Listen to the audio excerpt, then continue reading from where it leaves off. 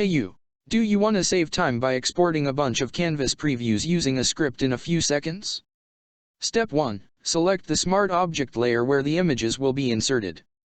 Step 2. Go to the File menu, then to Script and select Browse. In the folder of the Canvas Mockups Bundle 1, search for the script in the Export Automation Script folder. Or check the description of this video.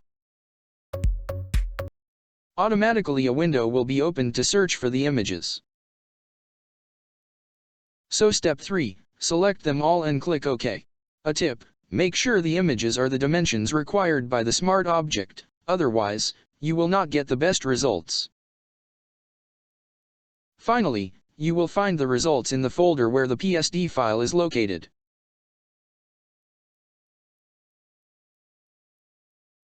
That's all. Let me know if this was helpful with a like or a comment.